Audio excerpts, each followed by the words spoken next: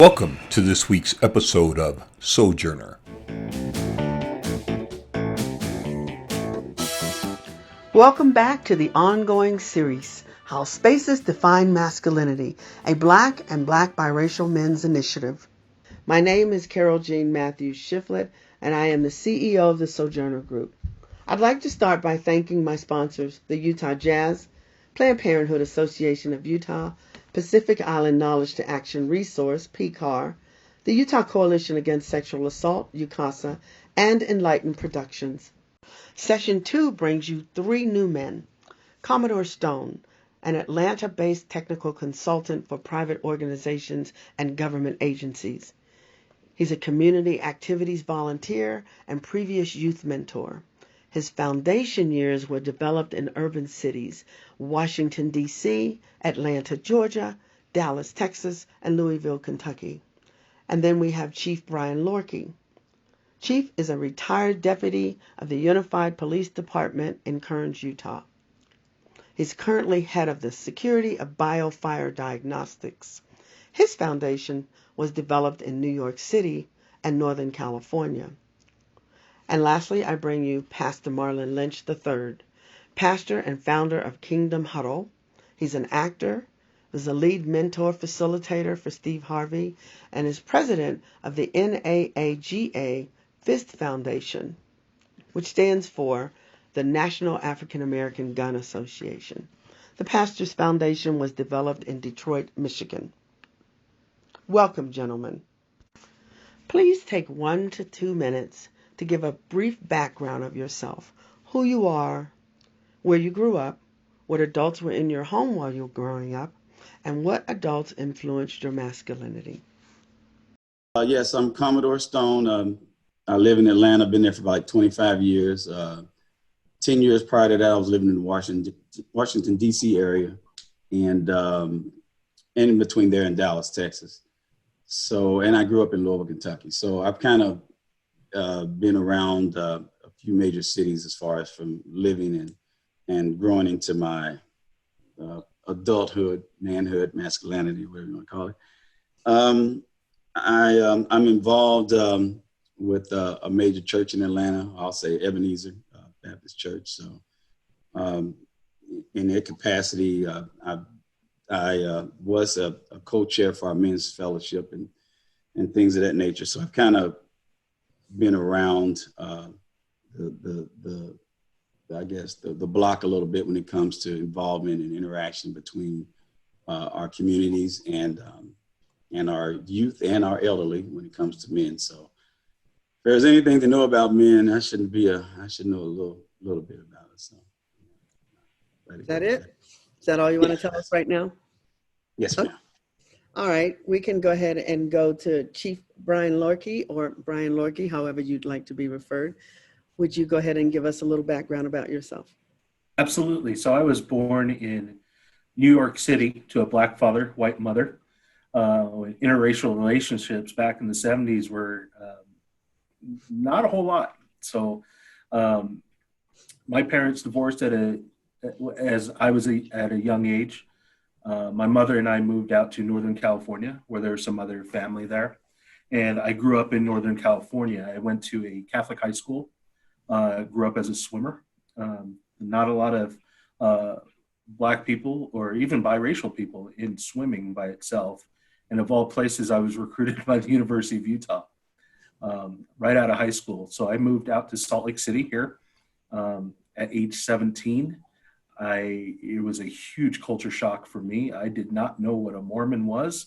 Barely knew where Salt Lake City was, but I learned really quick and had the culture shock here as I moved here. But the people here are absolutely fantastic, and I chose to make Salt Lake City my home. I've lived here for 25 years now. I had a 20-year career in law enforcement working for the Salt Lake County Sheriff's Office and Unified Police Department, and just retired as the deputy chief from Unified Police Department back on May 31st and transitioned into a new role in the private sector. And I'm working as the security manager for Biofire Diagnostics. They're a infectious disease company here in Salt Lake City, working a lot on the COVID situation right now. So I'm very, very proud to be affiliated with this company and and very happy to be still part of this conversation that's going on, especially here in Utah. There's not a huge African-American population here, but we're small, we're tight, and I really appreciate all the work that everyone is putting in for that small community here. Thank you very much. And it's especially a good time to have you on, especially because you are retired from law enforcement. And with all that's going on, it's good to have you as a part of this conversation. Thank you. You're welcome. And next, I'd like to introduce Pastor Marlon Lynch. Would you go ahead and give us a brief background of your history in America? Yes, ma'am. Thank you, Ms. Carroll, for the invitation, and thank you for the panelists and everyone who joined us today. Again, my name is Pastor Marlon Lynch III. Grew up in Detroit, Michigan, my entire life. After there, I was blessed to receive a full scholarship to Indiana University, football scholarship, played there for 2 years, and ended up getting hurt there, transferring to HBCU, historically Black college university, best experience of my life, Alabama State University.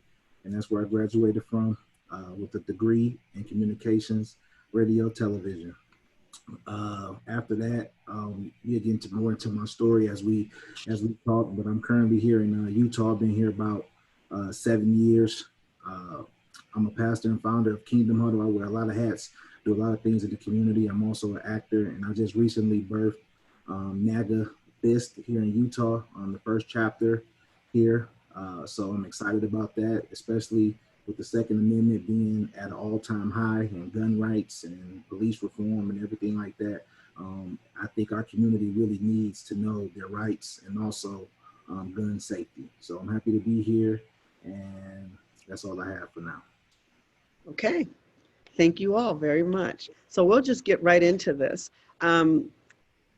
Chief Lorkey told us about his upbringing. He was raised by a white mother.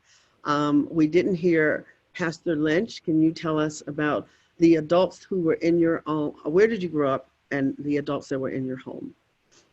So I grew up in Detroit, Michigan. My father and mother were separated. They were never married, never together.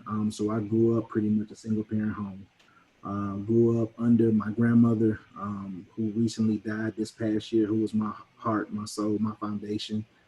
So still kind of grieving over that. But her and my auntie really helped me develop into my manhood, along with my coaches, also and my cousins. My father was alive and still alive, but through my latter years, we were able to develop more of a bond.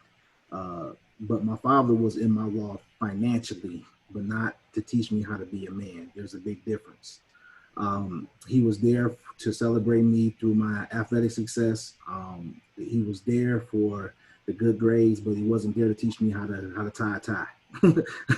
So there are some things that I learned just on my path of my journey. God had made a way for me to meet some strong men who have learned some qualities through their boyhood, if you will, that was able to teach me. So I learned my manhood, a lot of characteristics from my manhood, actually through a woman, and also put me in spaces where they saw and identified good men, and put me in those spaces where I was develop those qualities into my manhood. Okay. All right. Thank you very much for that. And can we go to you, Mr. Commodore, and ask you the same question? You told us where you grew up, but what adults were in your home?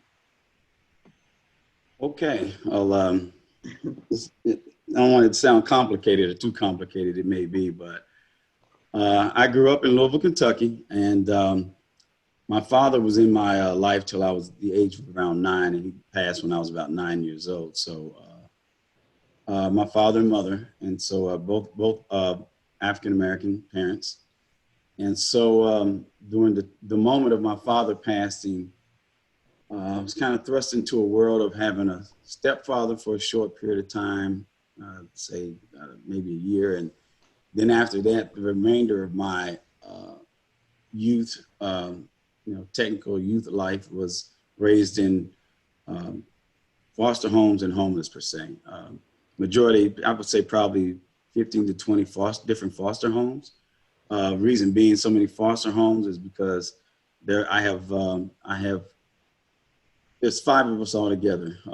Three boys, two girls from my natural family, and so having to grow into that, live through that situation, it's hard to find foster care. We all know now it's probably really difficult, but back in the day, that time in the 70s, early 70s, it was quite difficult for someone to take on five children. So they would split, they split three boys up here and the two girls here. And after a while, certain homes that I would be in were not able to, for whatever reasons, be able to keep or retain all of us. So they would take one brother away, then two brothers away. And eventually you just end up navigating through the system. And so you end up shifting from home to home. So those particular homes, they were all, as far as actual foster homes, but there were some centers that I had to stay in that were, of course, youth centers, or not youth centers, but homes. They were mixed environments, but the homes that I actually ended up being were all 70% of them probably had a male and female, husband and wife. Probably say 60% of them. The other 40% all women. So I was raised by a mixture of and different homes and different parents, per se, different foster parents. And even during the course of that time, I was in certain communities, certain communities. So I'm a community raised child, and as well by different foster homes and stuff. So that's why I said I didn't want to make it so complicated, but that becomes complicated to an extent when you have to live through that or grow through that. And so it was interesting to have to navigate through that. It was tough, and in my adult years, I've always gone back. I've do X amount of things for youth and try to relate back, because I know what it takes to go through that and let them know that how you can overcome it. But that was so I was raised, by my last so many years of my youth was primarily all female homes. And so to say that they raised me, I was learning life with them, but at the same time, I was learning it from being out in the streets and in the community, because I was, when you're living through that, you're living actually out in the world. So I was raised by the guys in the neighborhood, the families in the neighborhood, and so forth. So here's a question for you. In those homes when you said there were usually a married couple, were they all Black? Yes, they were, but that was on the earlier part of when I first went into the foster environment. They were normally they were Black. I was never raised. I never ended up in a family that was biracial or white outside of when you're in the community, well, not community, when you're in the shelters per se. Okay. So I guess the care system was trying to place me with like and so that's the way that was. So. Okay, thank you very much. I appreciate you sharing that with us. I'm going to go to Chief Lorkey. Can you tell us what did it mean to be a man in your home environment, and then what did it mean to be a man in your community? Oh boy, a man in my I'm calling you Chief, by the way. I'm sorry. I'm trying. A man in my home environment. We grew up. I'm talking about just me and my brother and how we were raised by my mother and my stepfather in a very loving, caring home. Much different than the community. We grew up in a rough neighborhood in a section called North Highlands in Sacramento, California, and it's low income. It's people struggling to get by, and a lot of gang problems in that area. And a lot of those gangbangers were friends of mine. They're kids that I grew up with and went to school with, my neighbors. So it was a different situation there. This was primarily back in the 80s and 90s. Growing up, inside the home, obviously with a white mother, didn't understand really and didn't prepare me much for life in the community and what that meant. That was something I'm still learning to this day, really, as I'm growing up and maturing and understand how the world works, how the society works. So it was much different out on the streets. Moving to Salt Lake was a relief from that, but I understand there's definitely some communities that are very similar to where I grew up in Sacramento. They're here in Salt Lake, so that's kind of how I'm trying to navigate through this. Okay, thank you very much. And Pastor Lynch, would you like to share with us what it meant to be a man in your home environment and then in your community environment? As I ponder on this, it was really different. Only because I'm gonna be honest with you. Growing up, I really didn't have no structure or rules. Like, although, like I said, a lot of my grandmother, my auntie helped raise me. I really put rules in for myself, and I actually turned to the streets for that male figure. So I joined the gang, made some bad decisions, and I'm blessed to even be here today, even having a conversation with you guys. But I can remember being out playing and my grandma not giving me a time to be at home. It's not that she didn't care. I just think that she probably didn't know. I mean, I really, because I didn't have that male figure. So I turned to the streets, like Mr. Commodore said, who actually, taught me and gave me that manly love that I needed, because the women in my life knew that they only could do so much as women. Now, as far as the community go, that's one thing that my family took pride in, being active in the community, feeding the homeless, going down volunteering for different events. So they made sure that I lived a life of service. That's one thing that they did instill in me, is love and service. That's one thing that they took great pride in. But as far as the man side, yes, I had to do things like take out the garbage, do basic things as men. But as far as that foundation, me learning how to be a so-called man was from my gang life until I went into my adult years. Thank you. Did anybody else belong to a gang? Well, just affiliation, just through the neighborhood. It wasn't really part of like what most people would seem like, jumping into a gang, that type of stuff, doing gangster stuff. No, but when your friends are around and you're doing stuff that you shouldn't be, or stuff that you'd be ashamed that your parents found out you did later on, that's the way it went. Which really mattered when your parents found out. That was Right. the important thing. What about you, Commodore? Did you were you associated with any type of affiliated with any type of gang? I was not affiliated or associated with a quote unquote organized gang. As Brother Brian said, there were neighborhood groups or friends that we pretty much was, some of the things we did were probably just as bad as a gang. I'm not going to incriminate myself, but there were. I'm retired. It's all right. Gotcha. Right. So yeah. But so being at the in the manner in which I had to live and grow through and associate with, anytime I see any of these type movies or things on TV, I can immediately recognize and understand and know how it comes to be, because when you're growing through these types of lives, and when you're in communities and things of that nature, you end up getting pulled into things, and a lot of times it may look glorious on the outside, and then once you're involved with it, it turns into some things, that are pretty much similar to the regular gang life, of doing things you don't want to be associated with doing, but you end up, doing it or being in it, and as part of it. And so, so the answer to that, though, is I'm going to say no for organized. But however, I remember when I was in the 6th grade, we were going to have a gang fight between a couple of groups of the 5th. The principal actually came and talked to me. I had a short person that syndrome, I guess, but I was kind of the leader of the group. But anyway, he came to talk to me about, okay, we heard that, some girls snitched about it, and we're not going to have this after, this is an elementary. We're not going to have this gang fight after class. But Was that in D.C.? Pardon me? Was that in D.C.?